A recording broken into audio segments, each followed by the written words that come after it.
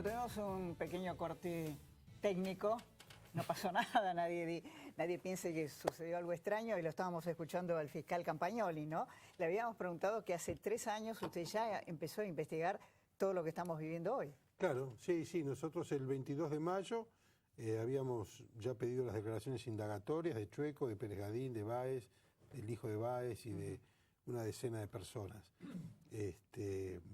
Hemos pedido las indagatorias a la jueza, la doctora Lanz, que ordenó las indagatorias, pero bueno, inmediatamente empezó todo el ataque, primero procesal en la causa, que a medida en que iban siendo descartadas todas las defensas, porque planteaban nulidades, incompetencias, y usaron todo el código procesal. Bueno, derrotados los defensores en todo el expediente, empezaron a hacer sumarios administrativos y a derivar así en lo que fue mi juicio político. Claro, usted casi pierde la cabeza, perdió el equipo. Perdí el equipo, mi equipo fue diseminado por todo el Ministerio Público, tipos muy valiosos, como el doctor Rodríguez Varela, sí, como el doctor Guido Sassoli, como el doctor De la Torre y la doctora Digangui, un montón de chicos valiosísimos fueron llevados a trabajar primero en un archivo y después diseminados por distintas fiscalías. Ahora, el doctor Chueco, que acaba de estar alojado ahora en una cárcel acá en Buenos Aires, ¿cuál es el rol que él tenía en el esquema? Bueno, para mí tenía un rol bastante protagónico. Primero él,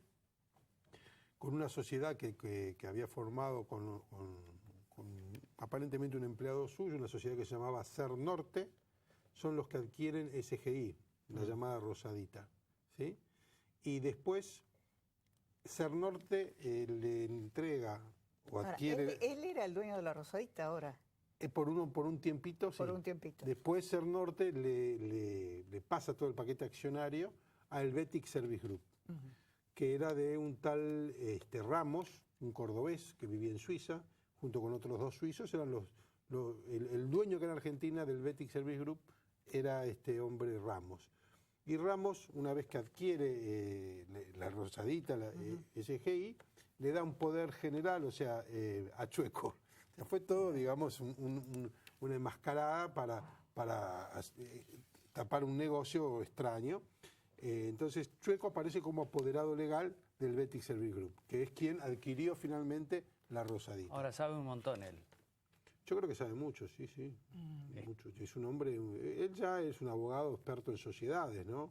Que fue socio de Pérez Gadín, que se acerca a este grupo. Nosotros lo detectamos entre el 2011 y el 2013 y que, bueno, es justamente Chueco el que, cuando nosotros establecemos lo que se llamó la ruta del dinero acá, cómo vuelve el dinero de Suiza para aquí, que se transforma, que compran Bonar, que se liquidan en la Bolsa de Valores de Rosario, y de ahí, a través de 9 cheques, que endosa el propio Chueco a la cuenta de Austral Construcciones en el Banco Nación de la calle 25 de Mayo, muy cerca de la Casa Rosada. Ahora, Lázaro Báez, ¿usted cree que se lo puede disociar de Cristina Kirchner? En otras palabras, ¿es el testaferro de Cristina Kirchner? Bueno, yo no estoy en condiciones de afirmar ni de negar eso. Lo que sí sé es que toda su fortuna, todo el mundo sabe y nadie lo discute, ha sido bajo el amparo del kirchnerismo, ¿no?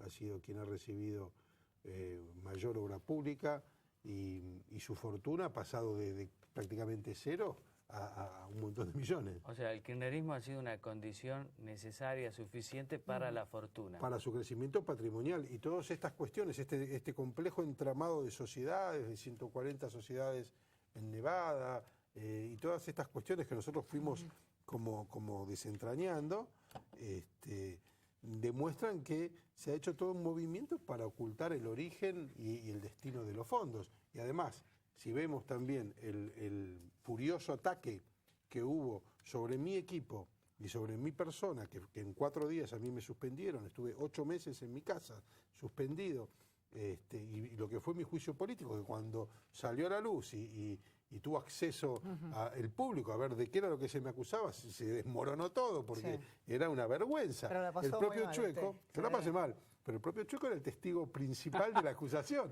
que fue a declarar ahí y la verdad que era un papelón, daba vergüenza. Ahora, fíjate, usted sabe que frente a todas estas cosas que se están descubriendo, hay en la política, no sé si esto ha llegado a la justicia, como dos posiciones. Una que dice, hay que llegar a fondo, esto es lo que demanda la sociedad, y otros dicen, no, cuidado, hay que cuidar la gobernabilidad. Es como negociar gobernabilidad versus impunidad. ¿A ustedes les llegan este tipo de presiones?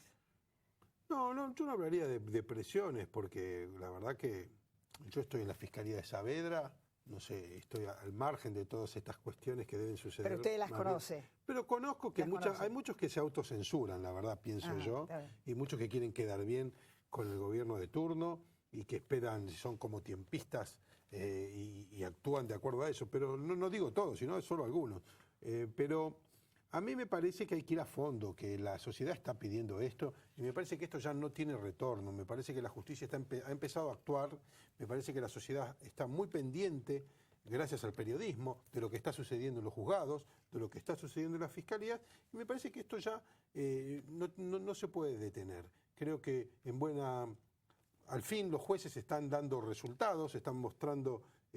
uno puede ya ver los resultados de las investigaciones, y si bien habrá algunos que dicen, bueno, pero ¿por qué ahora y no 3 años antes? Bueno, creo que de todas maneras es muy positivo que la justicia empiece a actuar, aunque sea tarde, porque cuando la justicia empieza a actuar, todos tenemos acceso a ver qué es lo que está pasando. Ahora, doctor, ir a fondo, ¿qué significa? ¿Ir hasta Cristina?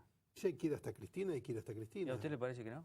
Y yo creo que, hoy en día la expresidenta tiene por lo menos 4 causas muy importantes que va a tener que dar explicaciones. En una ya fue llamada indagatoria por el juez Bonadío.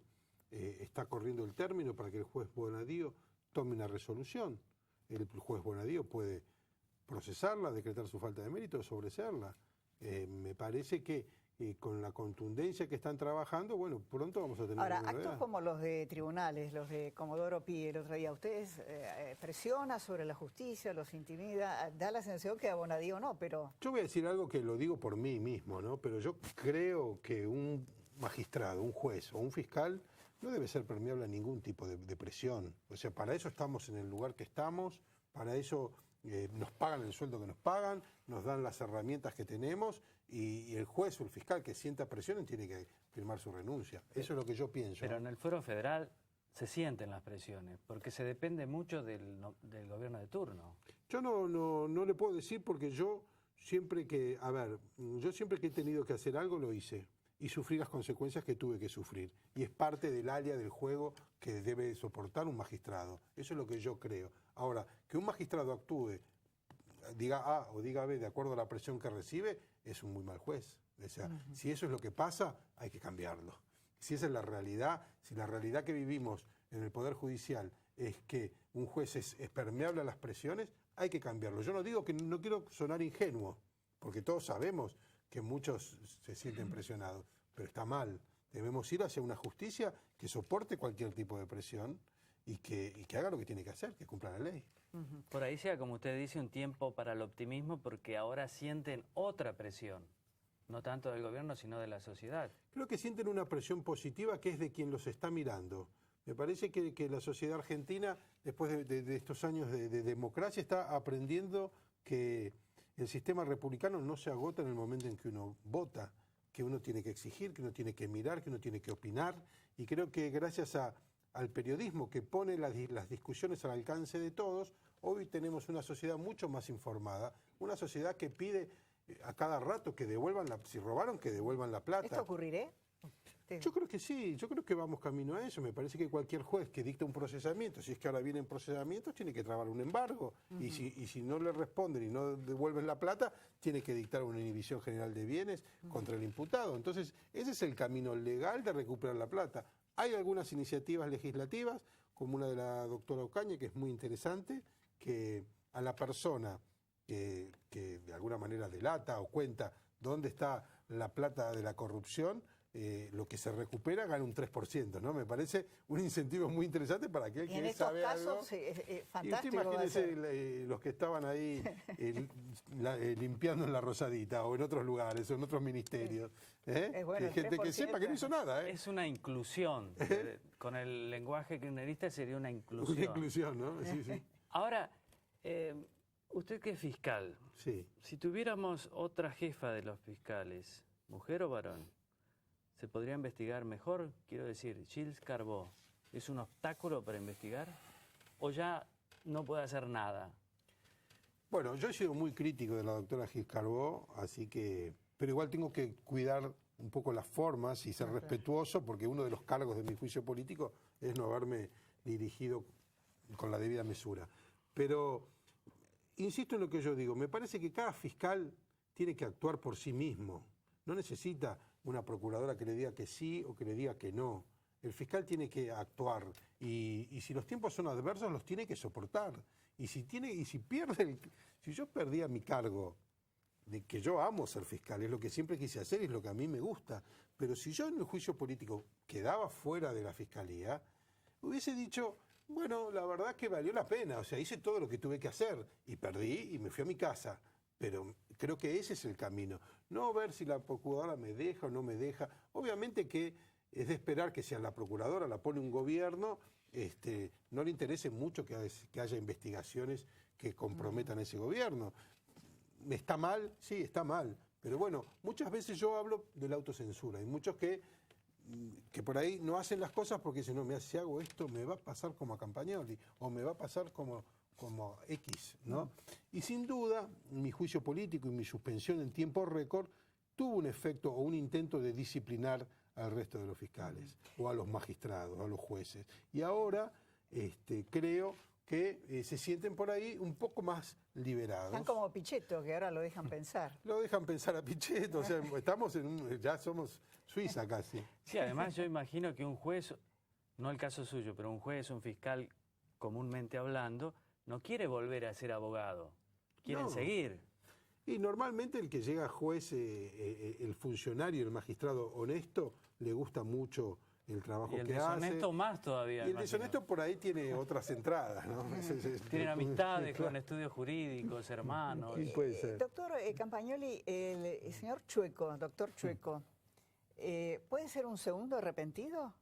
Y sería muy interesante que lo sea. La verdad que esta figura del arrepentido, que hace muchos años que está en nuestra legislación para algunos tipos de delitos y en el Código Procesal que rige para la Ciudad de Buenos Aires, para las contravenciones y delitos que tiene la Ciudad de Buenos Aires, tiene un artículo desde hace años, pero que nunca se aplica.